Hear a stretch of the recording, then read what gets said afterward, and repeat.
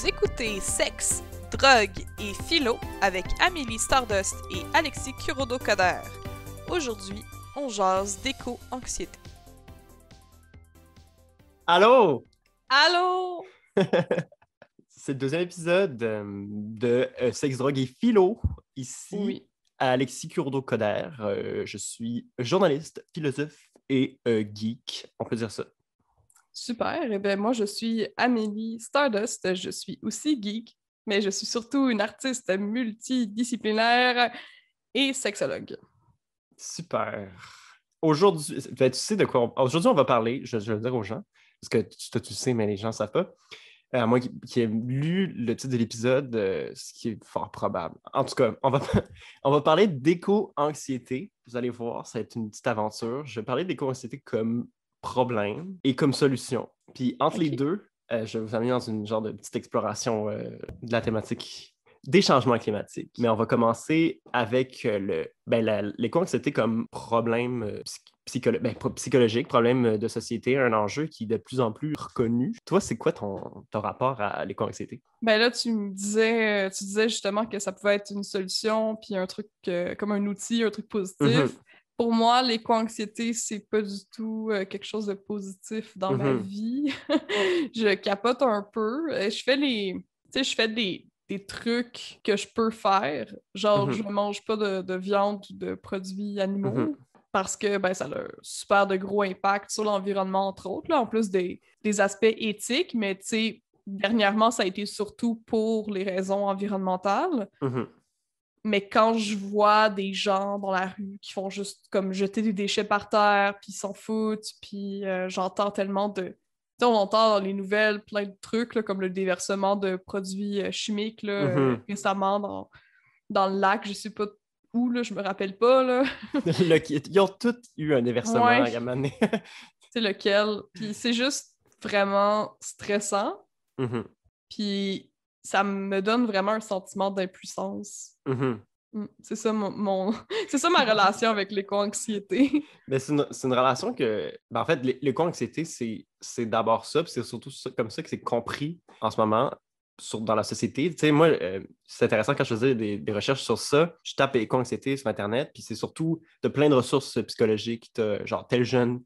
Tu peux leur écrire, là, ils sont formés pour répondre à des questions à propos de l'éco-anxiété. C'est vraiment pris comme un enjeu de santé mentale. Mais l'éco-anxiété, mettons qu'on remonte à la base, c'est ce mot, ben, en fait, c'est un concept. Ça a été conceptualisé en 1996 par Véronique Lapège, qui était médecin-chercheur en santé publique et santé mentale. Okay. Puis maintenant, c'est reconnu, c'est pas dans le DSM-5, là, c'est peut-être trop récent ou trop, j'imagine que ça rentrerait sous le cycle de l'anxiété, mais c'est surtout compris comme en fait une peur chronique du futur ou d'une catastrophe environnementale. Genre la définition de l'American Psychologist Association, elle ressemble à ça. Puis ben, c'est le fun que les psychologues commencent à reconnaître, en fait, ils reconnaissent le problème, ils connaissent un enjeu important. Je vais te lire, parce que j'ai lu une petite entrevue, il y a un psychologue qui a donné une entrevue à Radio-Canada, puis il a dit l'aspect très important, ah oui, il s'appelle Joe Flanders, je dois dire son nom. L'aspect très important du traitement repose dans la gestion de l'incertitude, le traitement de l'éco-anxiété. Avec les changements climatiques, le niveau d'incertitude est très élevé puisque personne ne sait précisément quand ni à quel point nous allons être affectés par ces bouleversements. C'est pour cette raison qu'il faut demeurer optimiste et apprendre à vivre avec cette incertitude.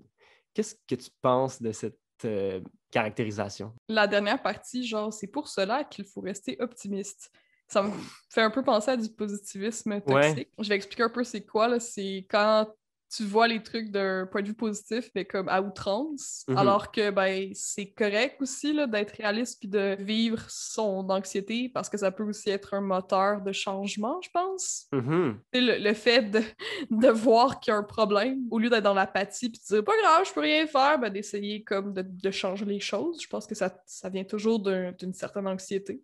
Ouais, ben c'est exactement. Moi aussi, j'ai ressenti vraiment un malaise. Quand j'ai commencé à faire mes recherches, puis je regardais sur Internet qu'est-ce que les gens disaient de l'éco-anxiété, j'étais un peu surpris parce que c'était 9 fois sur 10, c'était des psychologues qui parlaient de ça comme un enjeu de santé psychologique à traiter à l'échelle individuelle, comme n'importe quel enjeu de santé mentale. C'est-à-dire, c'est comme si c'était un problème avec l'individu qui est comme « Ah, c'est trop, t'es anxieux. » Puis c'est ça, il dit « Il faut apprendre à gérer l'incertitude, il faut apprendre à genre relativiser. » Puis moi, je trouve ça vraiment étrange, vu que tu sais, l'éco-anxiété, c'est un problème. Tu sais, c'est pas dans la tête des.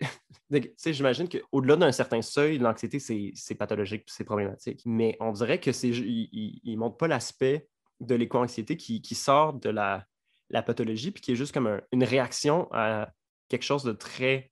En fait, très rationnel. Puis c'est vraiment compris. Tu sais, c'est ça quand je lisais par exemple, sur le site de l'APA, genre l'American Psychologist Association, c'est toujours comme caractérisé comme un problème individuel qu'il faut être traité genre par les individus, à travers les psychologues. Alors que les psychologues, ben, ils n'ont pas de formation en sciences environnement, c'est pas des climatologues. Fait qu'ils vont traiter le problème comme du point de vue de l'individu. Ça, je trouve ça vraiment problématique. Parce que, premièrement... Excuse-moi si tu permets, mais c'est parce que les psychologues, ils traitent avec des individus. C'est ça leur champ de pratique. Ils n'agissent pas sur des sociétés, ils n'agissent pas sur des communautés. Oui, mais je sais. Fait que c'est normal que si tu lis des trucs que c'est les psychologues, genre, qui parlent, c'est sûr qu'eux, ils peuvent juste dire de qu'est-ce qu'ils peuvent faire au point de vue de l'individu. Oui, sauf que c'est le seul point de vue qu'on entend. En tout cas, c'est le seul... c'est le point de vue le plus entendu quand on parle d'éco-anxiété, quand on l'entend dans les médias, quand tu cherches sur Internet, c'est quoi, qu'est-ce que je peux faire? Tu sais, mettons, j'écris qu'est-ce que je peux faire pour gérer mon éco-anxiété. Ça va surtout être des réponses comme comment cope? Ça va être comme la même affaire que gérer ton anxiété en général. À ma grande joie, évidemment, il y a des gens qui ont écrit là-dessus. Puis, par exemple, il y a une doctorante en psychologie à l'UQAM qui s'appelle Christina Popescu, on va dire, qui dit que... on la salue. Je vous salue, Christina. Premièrement, l'amalgame entre éco-anxiété et problème de santé mentale, ça peut stigmatiser l'enfant. L'enfant, en fait, le jeune, parce que c'est souvent des jeunes, genre. Alors que, en fait, c'est une réaction très lucide puis très rationnelle à des connaissances qu'on a sur le monde. Puis, en fait, surtout un phénomène très cohérent quand tu y penses. Tu sais, la couverture médiatique sur les changements climatiques depuis des décennies, c'est comme attention, crise climatique, puis là, c'est un peu comme ça verse dans le catastrophisme. Évidemment, c'est important de conscientiser les gens, mais jusqu'à maintenant, on dirait que ça a été surtout nous montrer à quel point c'est terrible pour qu'on passe à l'action. Mais en fait, pour la plupart des gens, ça a un effet paralysant. Puis c'est ça l'éco-anxiété. Fait que je trouve ça, c'est ça, moi, je trouvais ça chouette qu'on utilise l'éco-anxiété dans le potentiel que ça a. C'est des gens qui sont inquiets, qui sont en colère, qui sont tristes, ils ressentent le besoin de faire quelque chose. Tu sais, c'est une énergie à l'intérieur de soi. Après, tu sais, genre l'anxiété, au départ, c'est comme un sentiment d'urgence devant une menace. Puis un trouble anxieux, c'est quand ce sentiment-là, quand il n'y a pas de menace, sauf qu'il y a une menace environnementale. Oui. L'anxiété, c'est plus... les troubles anxieux, c'est plus comme si ton détecteur de fumée il était vraiment sensible. Là, genre, au lieu qu'il sonne quand il y a un feu, il sonne quand tu fais griller du pain. C'est comme ça que je le décris, moi, à mes clients. C'est une bonne image. Sauf que là, des gens comme le psychologue que je viens de citer, c'est comme s'il disait « Ah, mais faut que tu t'arranges ton détecteur de fumée pour qu'il arrête de détecter la fumée de la crise environnementale parce que, après tout, on ne sait pas si c'est juste un feu de grille-pain ou un vrai feu. Il faut demeurer optimiste. » Moi, j'ai envie de dire, en fait, c'est qu'il y a beaucoup moins d'incertitudes qu'on pense. Je trouve ça intéressant qu'ils parlent de niveau d'incertitude alors que les scientifiques, les climatologues, ça s'entend à 97%. 97% des spécialistes de l'environnement, des scientifiques s'entendent pour dire qu'il y a un changement climatique qui est causé par l'homme et qui est terrible. Fait en tout cas, moi, ça m'embête la part de déni là-dedans, puis je trouve ça intéressant de voir. Fait que là, j'ai essayé de creuser pour trouver l'origine du problème. Pourquoi il n'y a pas plus de gens comme Christina Popescu qui vont nous dire, elle a dit, le meilleur antidote à l'éco-anxiété demeure l'engagement social. Ouais. Puis j'ai été étonné que je l'ai vraiment pas lu beaucoup, ce genre d'assertion-là, de l'implication politique, le fait de transformer cette angoisse-là à tout seul qu'on a à l'intérieur, en mouvement social, en s'alliant à d'autres. Toi, comment tu penses que l'éco-anxiété peut être un outil de changement? Comme tu t'en as parlé, justement, là, je pense que tout activisme vient d'une certaine forme de soit d'anxiété, soit de colère. Je pense aussi que le fait qu'on n'en parle pas beaucoup dans les médias ou dans les trucs scientifiques de comme, ouais, il faudrait peut-être qu'on passe à l'action, puis qu'on ait des actions un peu plus radicales, ça vient d'une genre de peur de pas déranger le statu quo, parce que, tu sais, individuellement, ça vient avec vraiment un gros poids de devenir activiste, que ce soit peu importe sur quel sujet, parce que ça te met souvent en confrontation avec ton entourage. Mais en même temps, tu te dis, ben, ouais, mais à quel point, tu sais, est-ce que c'est plus important que je sois à l'aise avec mon père qui fume des cigarettes puis qui pitch à terre devant moi, que je dise pas parce que je veux pas le déranger, parce que lui, il va réagir d'une façon forte, peut-être. Mais est-ce que c'est plus important pour moi de lui dire, ben non, il faut ramasser ça parce que faut le ramasser, puis tu veux que ça change, tu veux le sensibiliser, tu sais. Puis il y a pas beaucoup de monde qui sont prêts à risquer de se retrouver tout seul ou de se mettre à dos des personnes qu'ils aiment pour être en accord avec leurs valeurs, puis faire des changements sociaux. Puis à quel prix, tu sais, surtout que tu te dis, genre, se mettre à dos les gens que t'aimes. Après ça, tu vas te dire, OK, mais je me mets à dos tout le monde, mais pourquoi? Genre, je suis même pas certain que genre, je peux avoir un impact, tu sais, de ma perspective, parce que t'es comme là, il faut que les gouvernements, c'est eux qu'il faut qu'ils agissent avec toutes sortes de politiques, puis des lois, puis c'est des choses à grande échelle qui ont un impact, mais toi, une fois que tu as arrêté de manger des animaux, que tu recycles, que tu compostes, que tu réutilises je sais pas, tes pailles. Ouais, il y a une grosse obsession avec les pailles. Oui, les pailles, c'est ça. Puis en plus, genre les pailles, j'ai lu, je pense que c'est comme moins de 1% du plastique qui se retrouve dans la pollution. Tu sais, c'est comme un focus sur un truc, là, alors que, en tout cas. Mais non, on va pas parler de ça. On va revenir. Les pailles. Puis là, mais là, en fait, là où je veux en venir, c'est que c'est aussi que de un, il y a comme un catastrophisme, on nous présente la crise environnementale comme un truc qui est vraiment immense pour faire peur. Puis, tu sais, c'est plein de bonne volonté que les gens ils font ça. C'est important que les gens se sentent alarmés. Sauf que ce qu'on s'est rendu compte, c'est que ça paralyse. Puis, ben, un deuxième aspect, c'est que les solutions sont tout le temps, quand c'est Google éco-anxiété, tu te ramasses sur des liens sur du soutien psychologique individuel. Quand tu écris solution à la crise environnementale, genre qu'est-ce que je peux faire? Ça revient tout le temps à genre des voitures électriques, planter des arbres dans ton jardin, recycler. Je trouve ça vraiment intéressant que si tu parlais de remettre en question le statu quo, il n'y a jamais comme une vraie remise en question du statu quo. Même les solutions proposées par les États ou comme par la NASA, les grandes entreprises, c'est tout le temps, par exemple, genre mettre l'accent sur les énergies renouvelables, les voitures électriques, l'économie circulaire, les avancées technologiques qui nous permettent de consommer moins de trucs. Puis là où je veux en venir, c'est que toutes les solutions proposées par les États, c'est des solutions à moyen terme pour réduire le réchauffement climatique.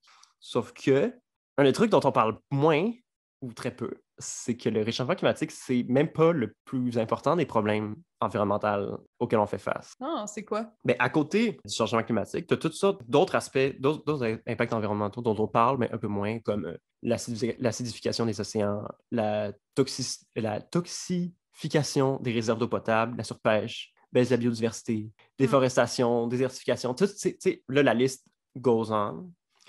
Puis ça, c'est tout des problèmes que, tu demandes genre à ton gouvernement, comment régler ça? Ils vont venir t'arriver avec des solutions au cas par cas de comme, on va planter des arbres, on va développer une technologie.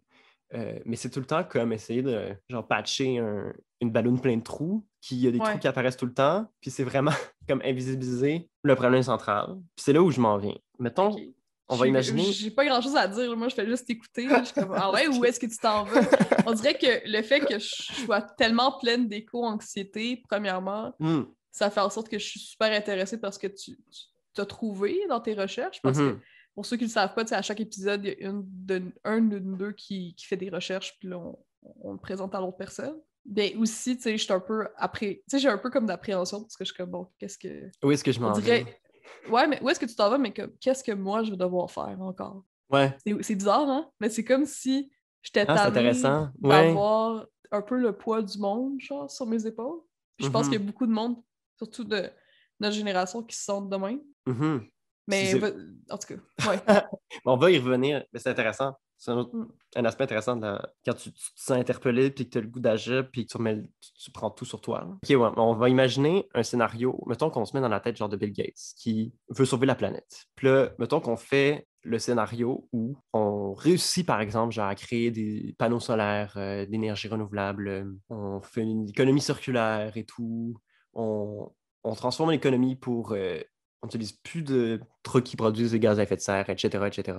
Sauf que je vais dire le mot qui tue, tant qu'on reste dans une société axée sur la consommation et la croissance, on ne pourra jamais tout régler les problèmes parce qu'à un moment donné, on va se ramasser devant le mur qui est la limite écologique de notre planète. C'est drôle parce que c'est comme tout le monde sait que tu ne peux pas créer d'énergie à partir de rien. C'est comme que les machines à mouvement perpétuel, ça se peut pas parce qu'il y a toujours de l'énergie qui se dissipe. Puis tout ça, c'est à cause des lois de la physique. Là, on va vraiment deep. Là. Genre, la deuxième loi de la thermodynamique, c'est la loi qui dit que tout tend en gros, vers le chaos, que tout le système organisé se dissipe, l'énergie va se dissiper. Il y a aussi la loi de la conservation de la matière. Ça ne peut pas faire apparaître des trucs de nulle part. Tout ça pour dire que tant qu'on consomme, peu importe à quel point on devient efficace, si on construit une voiture électrique genre, qui est efficace à 99%, à cause des lois de comment l'univers est fait, elle ne pourra jamais être 100% efficace. Puis il va toujours, à un moment donné, falloir prendre un petit peu plus à la planète. La proposition en ce moment des gouvernements,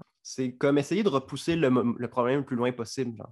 En essayant d'être le plus efficace possible, en consommant le moins possible, mais on consomme encore toujours plus qu'on peut le faire. Puis, ben, c'est comme un indépassable, en fait. C'est comme une limite mathématique. Finalement, là où je veux en venir, c'est que le problème qui est plus important que le changement climatique, c'est la croissance. Puis, attention, roulement de tambour, le modèle néolibéral. Et voilà. Puis là, il y a une pause, puis une publicitaire avec une toune, genre. Puis là, les gens sont comme, ouais. Oh my god! Voilà, full en devait. What? Il y en a sûrement qui m'ont vu venir, là, mais en même temps, c'est comme une affaire qui. C'est vraiment comme un tabou là, de remettre en question notre société. Là.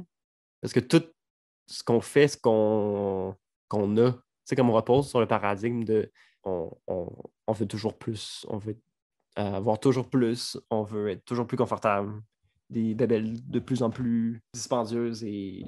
Mais en tout cas, je trouve ça. Moi, je me suis toujours trouvé ça intéressant parce que moi, quand j'étais petit, j'étais le genre de personne qui. Genre, moi, mon grand fantasme, là, c'est de tout comprendre de l'univers, puis genre d'aller sur toutes les planètes, genre, puis de créer des réacteurs nucléaires à thorium et tout. C'est drôle quand même, genre, quand les êtres humains, on essaie tout le temps comme de prendre plus. À ça, il y a notamment une raison biologique. Puis là, ça a été remarqué par des écologistes humains comme. Je suis contente que tu dises que c'est des écologistes humains, puis pas genre des dauphins qui ont remarqué ça. Non, mais. Que je te niaise. Non, mais c'est des. Ça, mais sérieusement, ça sonne drôle. Je pense que j'ai pas dit qu'il me faut. Mais c'est comme des. C'est des spécialistes de l'écologie humaine. OK, je comprends. J'ai perdu son nom. Mais en tout cas, mais des gens qui ont étudié cette affaire-là, en fait, de pourquoi on a toujours besoin de plus. Parce qu'évidemment, il y a des gens comme les économistes, ben, certains économistes, puis les genres de gourous du néolibéralisme qui aimeraient bien ça dire ah, mais c'est dans la nature humaine de tout posséder, tout contrôler, de dominer tout, genre d'être par-dessus la nature. En fait, comment les humains se comportent, c'est la fameuse dualité nature-culture. Puis c'est ça dans tout, OK? Puis là, il y a certaines personnes qui veulent nous faire croire que c'est dans notre nature, comme dans notre ADN, dans notre biologie, c'est comme une raison évolutive à comment on est. Puis c'est de comme on veut toujours plus parce que c'est comme un instinct de survie. Ben ça, on peut rien faire à ça. Fait que c'est pratique quand tu t'expliques par la nature le comportement humain. Les gens sont comme ah, mais c'est comme ça. C'est drôle, dans le premier épisode, on parlait d'essentialisme. Oui, ben c'est ça. Mais c'est comme tellement un outil fabuleux, genre, pour avancer ton point. Tu te dis, ah, mais on peut pas changer. C'est comme ça qu'on est des êtres humains. Sauf que ça oublie la dimension, justement, culture de l'être humain. Puis un des aspects les plus fabuleux de l'être humain, c'est qu'on construit des concepts, on construit des modes de vie. Souvent, justement, comme tu dis, on les essentialise. On imagine qu'ils sont aussi réels, qu'ils sont comme en nous, alors qu'ils sont transformables comme une chanson ou de la poésie. Non. Moi, mais c'est pas toutes les cultures non plus qui agissent de la même façon par rapport aux possessions. Non, mais c'est ça. Mais comme avec la mondialisation, il y a comme une démocratisation, je ne sais pas si c'est le bon mot, du genre du modèle néolibéral. Ouais. Puis c'est de plus en plus facile de l'essentialiser parce que les gens vont dire « Ah, mais c'est ça le truc qui marche. » Sauf que le néolibéralisme, comme n'importe quelle manière de se représenter la réalité, c'est toujours comme un aspect de réalité. Puis la limite des systèmes de représentation, ben c'est comme c'est les limites empiriques. À un moment donné, le système, on l'invente, on le réifie, on l'essentialise jusqu'à temps qu'il se confronte au bare fact, à la réalité, puis à la matière. Puis là, ça s'écroule. Parce que, après tout, c'est une création d'esprit, ce que je défends, ce que je veux vous montrer. Vous, les gens, toi, Amélie, Oui. ben, c'est que le néolibéralisme, c'est comme ou la pensée capitaliste moderne de consommation. Ben, c'est voué à s'écrouler, à maner, tout simplement à cause, comme je disais, des lois de la nature, puis des limites de notre planète. Puis c'est vraiment comme une construction sociale qui ne prend pas du tout en compte le rapport à l'environnement, comme on l'a dit, qui nous imagine au-dessus, qui imagine comme une causalité linéaire avec un objectif. Là. Puis l'objectif, c'est comme d'être toujours plus connaissant, toujours plus possédé, coloniser l'univers et tout. Mm. Mais jamais dans l'instant présent, comme se projeter dans un idéal qui est déconnecté. Mais, ouais, c'est ça, il y a des alternatives comme une vision du monde plus cyclique. T'as-tu des exemples? Comme, mettons, Ben là, t'as-tu déjà non, entendu parler? wow, c'est toi qui va nous donner des exemples, là, Non, mais je sais. certainement. C'est pas moi qui le sais. C'est pas moi qui ai regardé ça, là. Mais je te pose quand même des questions. Genre, t'as-tu une idée de. Toi, comme. Qu'est-ce que. C'était une trop grosse question. Non, mais Mais vas-y, je je suis peux me poser comme. des questions, mais j'ai pas d'exemple que je connais qui Non, non, existe. non. Mais qu'est-ce que t'en penses, mettons, de. Si t'avais créé un monde, là, un monde parfait, genre, mettons que tu veux remplacer une société de consommation, Ouais. comment tu imagines ça? La première affaire, c'est que les besoins de base de tout le monde soient répondus. Hum, Je pense que pour beaucoup de personnes, il y a une peur aussi de pas avoir ces besoins de base qui soient répondus, genre d'avoir un toit au-dessus de sa tête, mhm, d'avoir l'eau potable, la nourriture, droit à comme pouvoir avoir un environnement sécuritaire, propre, tu sais, des trucs de même. Si tout le monde avait ça de base, puis qu'une fois que tu travailles, c'est un choix que tu fais pour comme faire avancer le monde, en fait, mhm, pour faire avancer comme les trucs, ou comme tu fais de quoi que t'aimes, fait que tu peux l'échanger, tu sais, tu peux l'échanger contre de l'argent ou contre des services ou peu importe ce que ça te tente. Déjà là, je pense que il y aurait moins de monde qui serait dans la consommation. Parce mhm, que là, en ce moment, je pense qu'il y a beaucoup de personnes qui consomment pour combler un certain vide. Genre, mhm. là, je vais loin, là. C'est un Ben peu non, triste, mais tu sais, ben puis on oui. parle aussi individuellement, mais tu sais, quand t'as pas le temps d'avoir un loisir, Mhm, t'as pas le temps de comme prendre du temps pour toi, puis de comme souffler parce qu'il faut que tu travailles, hum, parce qu'il faut que tu t'occupes de tes enfants, fait que, tu sais, il faut, tu sais, t'es tout le temps en train de courir à droite ou à gauche. mhm, Ben, t'as acheté le nouveau cossin là, de l'année, ben peut-être que ça, c'est la seule affaire qui te fait plaisir, là. mhm. Puis c'est À comme cette- c'est un plaisir instantané, là. C'est le Ouais, fun, là. T'achètes ça, tu ramènes chez toi. ouais, puis c'est Pire le petit rapide. plastique, là. Ouais, Là. c'est juste rapide, c'est le Ouais. fun. Euh, Il y a aussi un sentiment peut-être d'appartenance, beaucoup de personnes, d'avoir la nouvelle affaire ou de collectionner des trucs ou d'avoir une belle maison. Puis Mhm, bon, moi, personnellement, si j'avais à reconstruire une société, je commencerais par que tous les besoins de base soient répondus. mhm, Ce qui veut dire, mettons, tous les logements, ils coûtent rien, là. C'est genre géré par l'État ou ça appartient aux mhm, gens, peu importe. Tout le monde a de la bouffe, tout le monde a de l'eau. Puis voilà. Après ça, tu décides qu'est-ce que tu veux faire. mhm, Puis je commencerai avec ça. Je pense que, ben c'est sûr, tu sais, je suis végane. Puis là, les gens vont être genre, ah, maudit végane, encore en train de vouloir nous convertir à sa secte. Ben non, là, c'est pas une secte, là. Tu sais, la Non. plupart des scientifiques, ils disent que Mhm, tu sais, l'agriculture animale, c'est une des principales causes mhm, de la déforestation. Puis il y a la surpêche. C'est vraiment bad pour l'environnement. Fait que je pense que de plus avoir d'élevage là, mhm. industriel, du moins, ça serait nice. Puis même si ça veut dire qu'il y a plein d'animaux, je suis un peu dense, là, mais Oui. si ça veut dire qu'il y a plein d'animaux qui doivent mourir, comme arrêter de se reproduire, whatever, Mhm, c'est toutes les modifications génétiques qu'on a faites sur les cochons, sur les poulets, c'est pas des animaux qui peuvent survivre bien longtemps. mhm, Ben tant pis, là. mhm, Comme qui disparaissent, là, c'est pas grave, c'est pas ça qui était. Qu'est-ce qui est important, c'est qu'on donne un petit break à la terre, je pense. mhm. Fait que ça, c'est des gros morceaux, je pense. Ouais.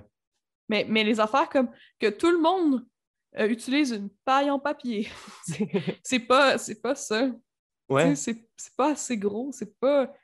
C'est complètement un. Comment on appelle ça? Un straw man, genre? ouais. Tu sais, c'est juste de quoi qu'on te montre, là. C'est comme des clés qu'on montre à un enfant. Regarde, ah ouais, c'est le fun, hein? Regarde, tu fais ta part, c'est cool. Mhm. T'as pas pris de paille en plastique aujourd'hui. Yeah! Genre, Oui, you're puis là, doing good. on va te vendre des pailles en métal. Ouais, on que va te vendre des pailles en métal, puis aussi, ben, on va, tu vas manger de la viande 3 fois par jour, puis comme Mhm. aller chercher de quoi Tes, à tes l'auto, avocats, puis ouais. puis on va construire des pipelines, puis c'est cool, c'est correct, tu sais, t'as pas pris de paille en plastique, tu sais, je veux dire, c'est cynique un peu ce que je dis, là, c'est Mhm, comme ridiculisé, mais c'est parce que c'est vraiment prendre les gens pour des imbéciles aussi, mhm. je trouve, ou du Mais- moins de mettre des œillères. C'est ouais. quoi les plus gros problèmes?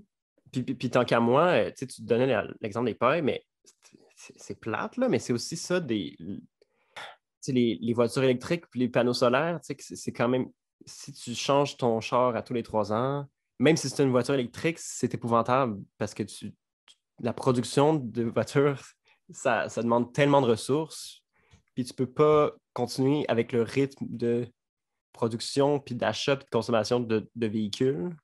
Tu Hmm. sais, comme les terres rares qu'il y a dans les batteries, c'est comme, ça aussi, ça a une limite. Puis même si on recycle, tu sais, comme je disais tantôt, même si on utilise des matériaux recyclés, qu'on extrait des trucs qui ne polluent pas, puis qu'on peut recycler 95% de la batterie à chaque fois, tu sais, c'est fabuleux.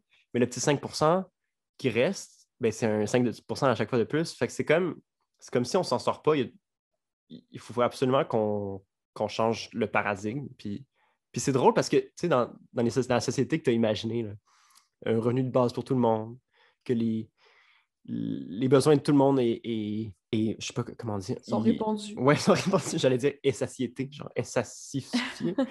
T'allais utiliser Satisfait. un petit mot fancy. Ah, mais satisfait, c'est le mot que. Ouais, satisfait. C'est le bon mot, ça. Je pensais que Ouais. ça allait être plus fancy que ça. En tout cas. Mais c'est drôle parce qu'il y a beaucoup de gens, tu sais, tu dis ça, mettons, les policiers, là, puis ils Ouais. vont nous traiter d'idéalistes, d'utopistes.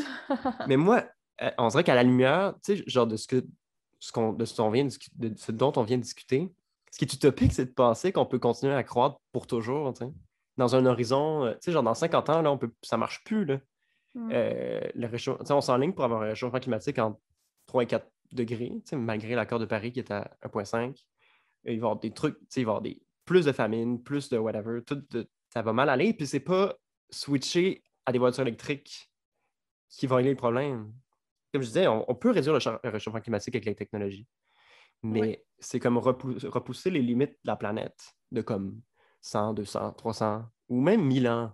Mais il y a quand même une limite. C'est là que ça nous amène à comme le changement qui est nécessaire, comme la grosse transformation qu'il faut faire en ce moment, puis comme le gros défi de notre siècle, puis de notre génération, j'ai envie de dire. C'est comme d'arriver à montrer comment. En fait, c'est pas une utopie, ce que tu viens de proposer.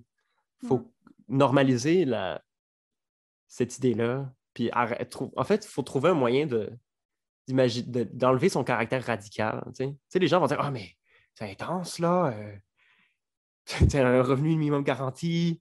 On arrête de consommer de la viande. Tous les producteurs porcins, ils vont perdre leur job. Sauf que c'est la version du monde la moins violente qu'on peut imaginer. Puis c'est ça, on dirait que les gens ne comprennent pas. Puis en fait, moi, ce que je trouve pour arriver à la solution puis l'éco-anxiété, c'est que c'est aussi la solution qui donne le plus de pouvoir aux gens. Parce que comme c'est plus un enjeu technologique, c'est un enjeu humain, tu sais. C'est un enjeu relationnel, c'est un enjeu culturel. Puis tous les changements sociaux partent des gens. Ça part pas des... Tu sais, le gouvernement, c'est nos représentants. C'est pas eux qui vont transformer ça. Non, faut pas attendre après les gouvernements ou après les grosses entreprises. C'est souvent Oui, ça qu'on entend. Tu sais. Ah ouais, non, mais si le gouvernement il fait pas, je le ferai pas. Des affaires de même. non. Puis il Ben, fait... C'est ça. c'est poche, là. Puis, puis ils sont aussi... Tu sais, non, ben, premièrement, genre, les gouvernements, ils défendent toutes sortes d'intérêts, puis ils veulent se faire réélire, puis ils pensent à court terme, etc. Mais il faut aussi oublier, c'est comme on oublie que genre, le rôle d'un gouvernement élu, c'est de représenter les gens. Fait qu'évidemment qu'ils ne prendront pas d'initiative qui va à l'encontre de l'opinion générale. T'sais. Ouais, effectivement. Fait qu'il faut commencer par transformer la société avant que le gouvernement embarque, puis là, qu'ils prennent des mesures plus générales, comme des lois, etc., etc. Puis c'est là où entre l'éco-anxiété, c'est que on oublie, puis je trouve ça terrible qu'on n'en parle pas plus, mais l'éco-anxiété, c'est littéralement comme c'est tellement de potentiel humain. J'ai envie de dire, c'est comme des activistes en attente, en latence. C'est plein de gens, plein de jeunes qui ressentent le besoin de faire quelque chose, Mm. mais qui ne le font pas parce qu'ils ne savent pas quoi faire. Puis là, je vais mobiliser des petites idées. Là, je vais parler de Claire Saunders, qui est une professeure de sciences politiques à Cornwall. Puis elle s'intéresse aux mouvements sociaux. OK. Puis elle a pensé notamment justement à cet enjeu-là de comment mobiliser les gens. Puis là, ça nous amène aux bonnes nouvelles de cette histoire-là, c'est que il y a il y a plein de gens qui travaillent là-dessus puis qui réfléchissent à ça. Puis en fait, Claire Saunders, je pense pas que c'est elle qui a inventé le concept, là, mais elle a soulevé une des caractéristiques des mouvements sociaux. C'est quoi les éléments, que ça prend pour amener un changement social, une révolution culturelle. Puis Ouais. il y a quatre caractéristiques qui sont typiquement identifiées. Ce soit genre le deuil, l'identité, les ressources et les opportunités. Ben, les quatre ensemble n'amènent pas nécessairement un changement social, mais tout changement social a les quatre dimensions. OK. Puis ben là, quand on parle de deuil, ben, c'est le deuil de la planète, le deuil d'un mode de vie, le deuil d'un futur, t'sais. Le deuil de Tabarouette. faire... Non, mais pour vrai. Mais c'est ça, tu sais, Ouais, ouais, non, l'éco-anxiété, je comprends. C'est juste que. c'est ça, l'éco-anxiété. Mais c'est Ouais. c'est un deuil parce que tu as besoin de cette colère-là, de cette tristesse-là pour te mettre en action. C'est comme une émotion genre qui vient genre te bouleverser à l'intérieur. Après ça, tu as l'identité euh, parce que ça vient te chercher individuellement. Tu te demandes, tu sais, c'est l'identité individuelle, mais l'identité collective aussi. Qu'est-ce qu'on a envie d'être, genre? Quelle société on a envie d'avoir? Quand tu parles de changement climatique, tu viens tout de suite te bouleverser parce que tu es comme, mais est-ce que je veux être une personne qui cause la destruction de la planète? Puis deux autres aspects des changements sociaux, c'est les ressources et les opportunités. L'opportunité, là, c'est plus terre à terre. Tu sais, les ressources, ça va être par exemple les réseaux de communication, la culture, l'argent, les objets, les caméras, je ne sais pas. Puis ben, les opportunités, c'est les opportunités de se réunir, de se parler, d'organiser des mouvements. En fait, ce que je trouve intéressant, c'est pour ça que je parle de ça, c'est que c'est en comprenant mieux genre, comment partent les mouvements sociaux. Puis là, on commence à penser à la stratégie. C'est comme ça qu'on peut aller quelque part. C'est comme, j'essaie de donner comme une recette de, premièrement, genre, on peut faire de quoi. Deuxièmement, il y a des solutions, puis il y a des gens qui ont réfléchi à des tactiques. Mhm. Puis, ben, les opportunités, par exemple, ben, de devenir activiste, de chercher à recruter des gens, de s'impliquer dans sa communauté, de créer des espaces de politique participative, des brainstorming, d'introduire des idées dans des milieux de vie. Puis là, j'amène à un autre aspect. Il y a un autre chercheur qui parlait, il s'appelle Manjana Milkoreit, qui est chercheur en sciences politiques à l'Université de Waterloo. Puis elle parle de la triple faillite de l'imagination, l'imagination écologique, sociale et l'imagination du futur, qui est une des raisons pour laquelle on est dans la merde en ce moment, puis qu'on a l'impression d'être paralysé. Parce qu'on est comme une société qui est comme... Tu sais, à la fois, on est comme projeté tout le temps vers un avenir technologique et tout, mais on est vraiment dans l'instant présent. Tu sais, comme tu disais, genre, la consommation, c'est un plaisir du maintenant. Puis on sait que demain, notre bébé, elle sera plus le fun. Puis, il n'y a plus de projet de société. Tu sais, on dit tout le temps ça, là. Tu sais, comme le Québec dans 100 ans, là, y a-tu comme un politicien qui en parle? Y a-tu... Tu sais, y a-tu un imaginaire collectif par rapport au futur? Moi, en tout cas, moi, j'ai l'impression qu'il n'y en a pas. Ben, ça dépend quel parti politique. Ouais.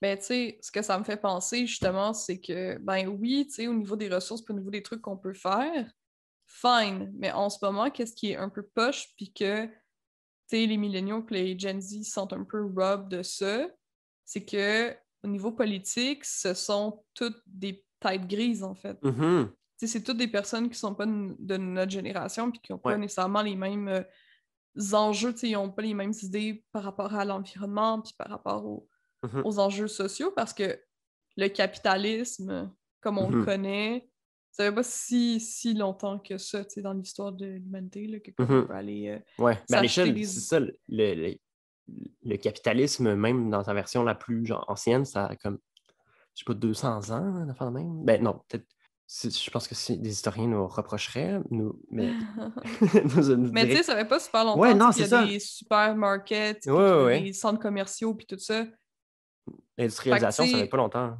il y a eu cette genre de folie-là. Ah, wow, tu sais, c'est cool, enfin, finalement, on peut vivre dans un environnement qui est super confortable. Puis, tu sais, ça fait pas super longtemps parce qu'avant, c'était quand même assez terrible, là, être un humain Mhm. qui était pas un roi, là. Mhm. Puis tu sais, c'est Puis, c'est ça, c'est sûr, dans cette perspective-là, t'es comme, yo, mais ça me tente pas de retourner dans ma hutte, je veux pas abandonner genre, non, notre néolibéralisme, tu sais, il a amené mais une ça, c'est shitload de choses nice. Là. un extrême. Tu sais, Mhm.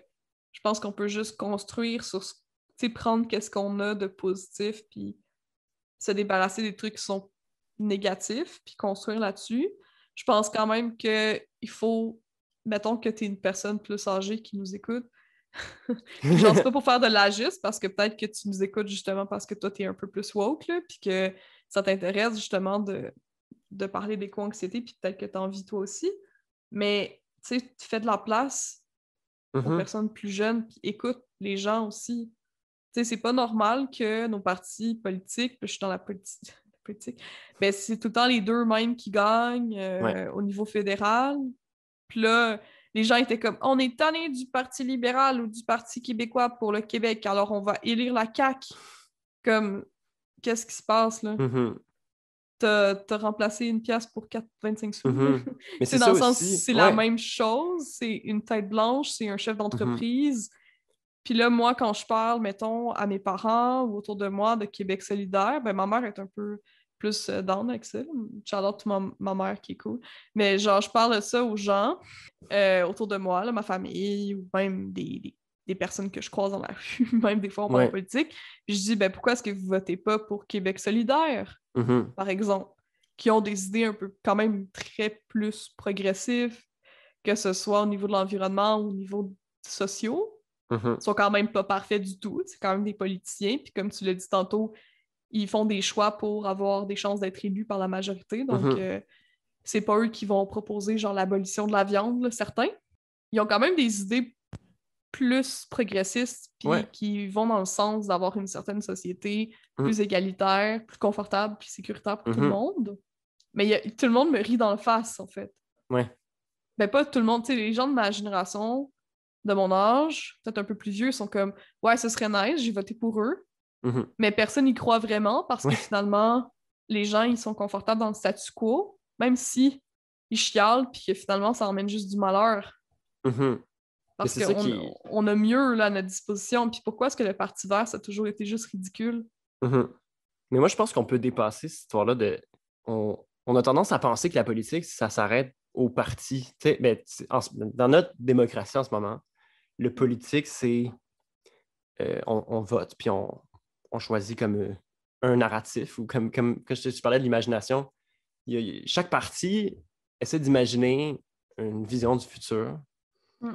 Puis ben, malheureusement, quand on élit un parti, quand on élit un premier ministre, cette imagination-là du futur, cette image-là du monde qui va être comme essentialisée, entre guillemets. Sauf qu'on n'est pas obligé... Genre, la politique, c'est pas obligé de s'arrêter au bulletin de vote, là. C'est un tabou, la politique, dans les soupers de famille et tout. Mais Ouais. pourquoi? C'est drôle. Parce que la politique, Mais c'est à la base, là, le politique, là, c'est des gens qui délibèrent autour genre, des valeurs puis de comment doit être la société. ouais. Puis, ben, mon avis, là, c'est que le politique doit descendre, en fait, partir de la base, genre, au lieu de se baser sur le gouvernement, d'attendre sur eux pour prendre des décisions, faut que la politique rentre dans les maisons, faut qu'elle rentre dans les milieux de travail. Puis ça, c'est à travers, ben, par exemple, genre, créer des comités environnementaux dans ton école, Ouais. dans ta coop, de rejoindre je sais pas, des initiatives citoyennes, genre ton comité de ruelle verte, là. C'est une initiative, c'est de la politique, tu sais, mais C'est vrai que c'est de la politique locale. c'est vrai, je suis dans un comité de ruelle verte. J'entends, genre, je comprends ce que tu dis, mais on dirait qu'il y a de quoi dans ma tête, comme une petite voix. Puis peut-être que cette voix-là est tellement comme désillusionnée, puis comme whatever. Tu sais, j'ai 26 ans, mais je parle comme si ça faisait 50 ans là, que je pensais à 50 ans ça. qu'on voit Mais la peine mourir. ouais, je me dis, est-ce que vraiment faut aller chercher l'opinion de tout le monde? Parce que Non, ou est-ce qu'on peut juste se fier sur la science puis comme fuck off? Parce que il y a tellement de monde qui ont des opinions qui sont niaiseuses. mais, C'est- mais en fait, excuse-moi, en fait, ce que je veux dire, c'est en fait quand on regarde les statistiques, il y a des chercheurs qui ont regardé ça justement, comme comment convaincre les gens que les changements climatiques sont importants. Puis en fait, puis c'est intéressant parce que ça se plaque exactement comme n'importe quel mouvement social, n'importe quelle idéologie, entre guillemets, n'importe quel Ouais. mouvement. Il y a, il y a comme des radicaux d'un côté puis de l'autre, de comme ceux qui sont radicalement pour, ceux qui sont radicalement contre. Donc, là, par rapport à la crise environnementale, tu vas avoir les conspirationnistes d'un bord, les éco-terroristes de l'autre, par exemple. Mais la majorité, genre, il y a comme 40% des gens qui n'ont pas de réelle opinion. Puis c'est comme ça dans tout, ils vont attendre qu'il y ait comme un basculement de l'opinion, tu sais, genre d'une certaine proportion de la population qui pense quelque chose, Ouais. puis ils vont switcher tout de suite. Fait que c'est pas. Ah, OK. Oui, oui, il faut se sortir de la tête que les gens ne comprendront pas. Ils vont pas comprendre, ils vont peut-être pas Mm. agir pour les mêmes raisons. Puis c'est là que ça devient comme peut-être genre un peu comme. Mais essayer de. C'est comme pas de la manipulation psychologique, mais c'est comme ça que ça marche. Tu sais, les gens, là, même en groupe, là, quand on est 3-4, là, il y a un basculement. Tu Ouais. sais, comme quand on pense, qu'est-ce qu'on va manger pour souper? Il y a toujours des indécis, puis là, ils se font convaincre parce que la plupart des gens font de la pizza. Fait qu'on va manger de la pizza. C'est la même chose dans les mouvements sociaux. Puis moi aussi, genre, la question que j'ai envie tu sais, il y a beaucoup de scientifiques, puis de gens, des activistes qui font pression pour transformer la société. Mais il y a aussi des gros lobbies, des gros think tanks qui poussent dans l'autre direction parce qu'ils ont des intérêts à Ouais. poursuivre la croissance. Financier. Oui, puis il y a tout ça. Ces gens-là emploient toutes sortes de tactiques, pas toujours legit. Ouais, Puis vraiment. moi, ça m'a aidé de penser au fait que, en fait, cultiver le catastrophisme, cultiver le sentiment de défaitisme, ça fait partie des stratégies des grands lobbies Mm. pétroliers, puis des think tanks républicains. Eux, tu sais, ils savent qu'ils nous convaincront jamais que le changement climatique n'existe pas, mais ce qu'ils peuvent faire, c'est nous faire croire qu'il n'y a rien qu'on peut faire. Fait aussi bien acheter un nouveau VUS, tant qu'à se Ah. diriger vers la fin du monde, tu sais. C'est intéressant, ça. Puis tu sais, oui, il y a beaucoup de choses à faire, puis oui, comme la fois, ça semble insurmontable, mais comme je disais, c'est dans l'imagination collective, dans le réinvestissement. Tu sais, il y a tellement de choses qu'on peut faire ensemble. Là, je vais faire un lien avec le début. Quand on pense l'éco-anxiété comme un problème individuel, c'est évidemment que ça rend le truc insurmontable, parce que oui, on ne peut pas tout faire tout seul, c'est la planète au complet qu'il faut changer. Mais dès qu'on pense à ça comme un enjeu collectif, politique, culturel, évidemment, c'est d'abord scientifique, mais c'est à travers le politique puis Mm. le social que ça va se transformer. Il faut se réunir, il faut faire de l'activisme, il faut s'impliquer chacun à son échelle. Puis tu dis, il y a des gens que leur deal dans la vie, c'est d'être des activistes écologiques. Puis fait que là, des fois, on est comme, ben là, moi, je peux pas faire ça de ma vie. qu'est-ce que je peux faire. Comme c'est un changement culturel, ce qui est cool, c'est que ça part dans tous les milieux, tu sais. Mettons que tu es architecte, ben tu vas aller soulever les débats, genre sur comme, what about, au lieu de construire plus, on construit moins. Et si l'architecture, ça pouvait être une philosophie de l'économie, tu sais, introduire genre des valeurs différentes partout où on peut, partout dans nos pratiques, dans nos milieux, axer nos actions sur des valeurs, que tu sois architecte, je sais pas, ingénieur, peintre en bâtiment, nettoyeur de fenêtres, intervenant psychosocial. C'est ça la politique, puis c'est correct que ça soit démocratisé. Ouais, puis tu sais, tu peux juste signer une pétition, tu peux donner de l'argent à des GoFundMe, tu sais, même si tu Oui, donnes 2 piastres, c'est bon, genre. oui. Il y a plein d'affaires que tu peux faire selon tes moyens et tes capacités mentales, je pense. Mhm. Puis même genre, discuter comme on fait en ce moment, ou parler à ta mère de véganisme ou de crise environnementale. Tu sais, si tu manges, t'arrêtes de manger de la viande rouge, bon, c'est cool, genre, vaut mieux pas manger de viande rouge que d'en manger, même si t'es pas vegan. Tu sais, il y a beaucoup tu sais, de gens qui vont dire vegan ou si t'es pas vegan, même si tu manges Un petit peu de maillot. un petit peu de mayo sur ton sandwich une fois par mois, ben Même pas, t'es une man. marde, mais Ah, déjà là, faut comprendre que chacun avance à son échelle, puis chacun peut faire. C'est ça aussi, faut sortir de la tête qu'on peut pas rien faire. Puis là, mm. j'ai amené des ressources. J'ai des petits livres qui sont vraiment Oui, cool, que j'inviterais les oui. gens à lire. Puis qui apportent des solutions, puis si vous voulez pousser cet exercice-là de réfléchir à une société idéale, il y a Guérir du mal de l'infini par Yves-Marie Abraham. Il y en a peut-être qui le connaissent déjà. C'est un spécialiste de la décroissance qui est professeur au HEC à Montréal, qui a vraiment réfléchi là-dessus sur comme pourquoi c'est. En fait, dans Guérir du mal de l'infini, il commence par expliquer, genre de long et en large, pourquoi la croissance, ça marche pas. Ça, c'est une ressource. Chaque ressource à prendre avec un grain de sel, là, parce que en tout cas, il y en a qui ont des critiques à propos du Marie Abraham. Par exemple, il y en a qui disent que c'est comme un idéal bobo de commune, puis que ça ne prend pas en compte. Mais c'est Un vrai à certains idéaliste bobo égards. qui enseigne à Ouais, l'HEC. ben c'est ça. Mais c'est quand même des idées intéressantes. Puis, tu sais, quand je parle d'une politique participative, tu t'enrichis de tous les points de vue. Tu sais, c'est le fun d'avoir l'opinion des, des anarchistes bobos. Si tu peux avoir l'opinion des sans-abri, des autochtones, des personnes marginalisées, c'est Mm. toutes ces opinions-là qui vont construire une vision du monde qui est plus représentative. J'ai aussi un autre livre, c'est How to Blow Up a Pipeline, Learning to Fight in a World on Fire. Ça, c'est vraiment un swag titre.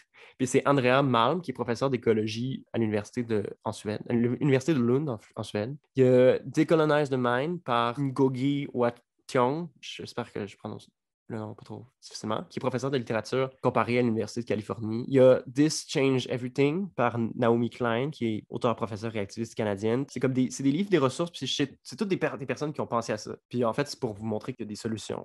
Il y a des mondes qui ont été imaginés. Voilà, d'abord, on met toutes ces ressources-là sur Instagram. Ouais, oui, on fait ça. Vous pouvez nous suivre sur Instagram à sexe.drogue.philo. Commenter, puis Ressources. discuter, genre, puis allez-vous, faites un débat, parce que quand on parle d'intelligence collective, puis d'imaginer collectivement, ben, c'est de prendre justement ces perspectives-là, puis après ça, d'y réfléchir, parce que c'est juste ensemble qu'on peut en faire de quoi, sinon c'est juste des livres, mais Ouais. c'est un point de levier. C'est ça que je voulais dire aujourd'hui. OK. Ben, c'est le fun. J'ai fait vraiment beaucoup de recherches, là. Quand on parle d'éco-anxiété puis de ce qu'on peut faire et tout ça, moi, en tout cas, ça me prime tout le temps un peu, là. Puis Ben, on c'est ça dirait qu'il que... faut. Ouais, on dirait on gagnerait à en parler plus, Ouais. justement, puis Puis de voir qu'on n'est pas tout seul non plus à d'en penser à parler ça. positivement, tu sais, de se dire, hey, c'est une bonne idée, genre, de t'asseoir avec ton ami, puis juste, genre, de bâcher contre les boomers, puis de juste. C'est comme, non, mais excusez, là, mais d'être dans le défaitisme, je pense que c'est un exercice qu'on a tous à faire, d'essayer d'être dans la solution, puis, mais sans s'épuiser, évidemment, là, parce que les cas-anxiété, c'est aussi ça, des fois, c'est comme capoter, puis vouloir tout prendre sur ses épaules. Mais chill out, parle-en à tes amis, impliquez-vous, puis c'est supposé être le fun, hein? C'est le fun. C'est le fun essayer de changer le monde. Puis chacun à son échelle, là. Si tu veux être activiste, si tu veux être éco-terroriste, là, j'espère que la SQ ne nous écoute pas, là, mais ça en prend. Ça en prend des éco-terroristes, mais tout le monde ne peut pas être éco-terroriste. Tout le monde peut être activiste, mais si t'es down, vas-y, man. Tant que tu fais pas de mal à des gens. Hmm. C'était le podcast Sexe, drogue et philo où on encourage les gens à devenir terroristes. Mais, Non, je mais te là, niaise. mais je dis ça, mais le terme d'éco-terrorisme, moi, ça m'énerve. Là. Tu sais, l'éco-terrorisme, là, faire exploser je sais pas. C'est du matériel, genre. Oui, tu fais pas de mal. Tu sais, c'est comme. T'attaques du matériel, t'attaques pas des humains, là. C'est pas Oui, des... ce n'est pas du terrorisme, là. C'est comme Ah, c'est de l'activisme, c'est exprimer eh ton oui. opinion. Puis peut-être que, oui, c'est illégal de détruire de la propriété, mettons, d'après le droit canadien, d'après les lois existantes, c'est illégal. Mais tu sais, Cry Me a River, que genre, Oui, attaquer... Puis là, on fait pas d'incitation à la haine. On non, fait non, pas non, non. d'incitation du tout. Mais c'est pas de Faites la pas haine. ça, là. C'est pas ça C'est... qu'on veut, Puis parce en que plus, c'est illégal de dire ça. vous savez, Fait que, c'est venez pas nous intéressant parce poursuivre. que... Non, c'est ça. Non, please. Non, c'est vrai, on veut pas inciter les gens. Non, c'est ça. Fait C'est pas que les... Ah. Mais quand même, Cry Me a River, que genre, tu détruis de quoi qui appartient à comme Monsanto ou genre Ouais. à une grosse multinationale, que, ah, c'est pas fin. Ah, c'est pas fin, ça. C'est pas très gentil d'avoir détruit ça, Mhm. terroriste. De Ben bloquer là, un pont, d'arrêter un je- train, tu sais. combien comment de personnes ces personnes-là ont tué? Ouais, Combien d'animaux, combien d'acres de forêts, genre, ils ont ouais. détruit C'est ça. pour Genre quand on parle de leur... terreur, là. Tu sais, c'est ça. Puis toi, t'arrêtes un... Genre, t'es là avec ta pancarte, là, puis t'es attaché à un arbre, puis t'es Ouais, comme «Non, ne coupez pas cet arbre!» Puis les gens sont comme «Ah, ouais. est-ce qui gosse, les petits? » Puis, tu Tu crèves sais, un pneu de camion, puis là, oh, éco-terroriste. pour vrai, c'est vraiment Ouais. ces personnes-là que vous trouvez qui sont horribles, là? Parce qu'elles vont perturber le statu quo, ça te Mhm. dérange. Mais pense un peu. Ouais, Tu puis penses un peu à c'est quoi que tu veux comme futur. Est-ce que c'est ça. tu C'est veux le... vraiment défendre ces compagnies-là? Ce qui est en jeu, c'est le droit des générations futures, là. Tu sais, quand, mettons, il y a quelqu'un qui se fait attaquer, là, ben on peut puncher l'assaillant, c'est légal, parce que sinon, les gens vont mourir. Peut-être une comparaison vraiment simpliste, là, mais en termes de, genre, éthique, c'est la même affaire. C'est juste que la personne qui va souffrir de cette déforestation-là est peut-être pas encore née. Mais puis en fait, ce que je trouve super intéressant, c'est qu'en droit, il y a plein d'activistes qui ont été disculpés en faisant des affaires comme ça, comme grimper sur des ponts, bloquer des Mhm. arbres, parce que en cours, il a été démontré que le tort causé à l'humanité était plus grand que celui Ouais. des activistes. Puis pour vrai, il y a une jurisprudence derrière ça. En tout cas, le droit, c'est un autre sujet, là, mais il y a en ce moment, il y a des gens qui intentent des actions contre des grandes entreprises.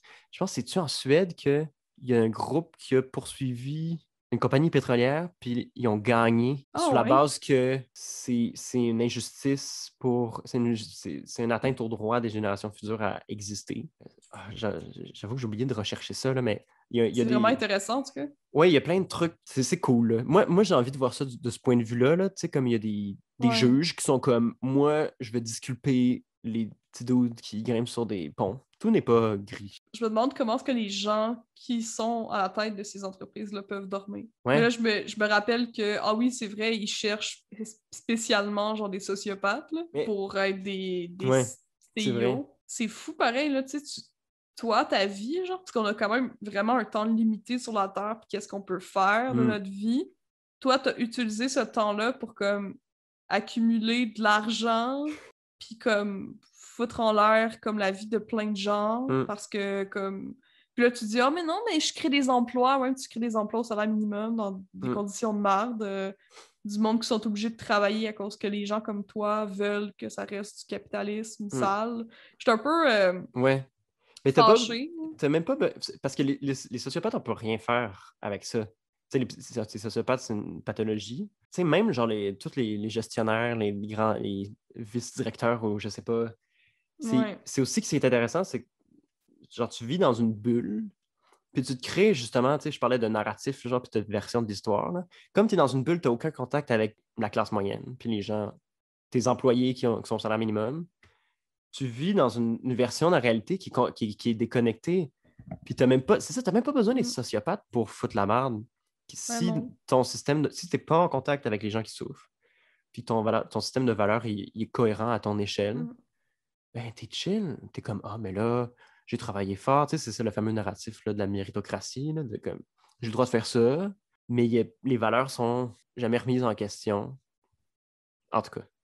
Mon mot pour la fin, là, c'est réfléchissez aux solutions. Essayez-vous, genre, un exercice d'imagination, de transformation sociale, mais du point de vue de la société. Au lieu de penser positivement à qu'est-ce que tu pouvais faire, ajouter à ta collectivité, mais de manière individuelle, sans aller nécessairement blow up un pipeline. Juste, c'est comme... La précision. Par une coop de livres, là, je sais pas où. Implique-toi dans une coop, fais du bénévolat. Juste activer comme une vie politique riche à l'échelle locale. C'est le point de départ à tout changement social. Puis il faut commencer avec ça, je pense. Ça a l'air petit, mais ça devient gros si on se rejoint tous dans la joie d'imaginer un futur. Pour ma part, tu sais, avec la pandémie qu'on vient de vivre, le confinement, on a envie de faire des activités de groupe et de faire des projets avec nos amis, tu sais. Oui. Si vous pouvez inclure des considérations écologiques dans vos projets, let's go, tu sais, mais ayez du fun avec ça, puis faites juste essayer vraiment d'inclure ça, puis ça va plus être un effort nécessairement conscient, parce que ça va juste aller de soi que, ben, on fait un gros party, ben, on ramasse derrière nous, on rend ça plus propre que c'était, on joint le comité de ruelle verte autour de chez nous, tu sais. En même temps, vous pouvez être le changement que vous voulez voir dans le monde. C'est notre monde à nous, c'est le moment où on est en vie. Fait que ce serait le fun qu'on fasse ce qu'on veut avec ce temps-là. Arrêtez de penser ça comme un effort, quelque chose qui se rajoute aux choses qu'il faut que tu fasses, mais c'est comme on réfléchit pas à l'effort qu'on met dans le fait de réconforter un ami qui pleure. C'est comme une normalité de care. Mais là, il faudrait rendre normal, genre, à ajouter à la normalité ce care-là pour la collectivité, puis la planète, puis les générations futures. Il faut que ce soit comme une moindre des choses, comme c'est la moindre des choses de laisser la place à une vieille personne dans le métro, même si c'est pas tout le monde qui le fait. Mais au moins, les gens sont scandalisés. Yeah. Ben, écoutez, merci beaucoup d'avoir écouté le podcast Sexe, drogue et philo. C'était Amélie Stardust et Alexis Kurdokader. On se revoit pour le prochain épisode et je vous envoie des bisous dans des pailles en papier. Oui! Comme je vous les envoie. Piou, piou, piou! Dans des petites boules. Ouais,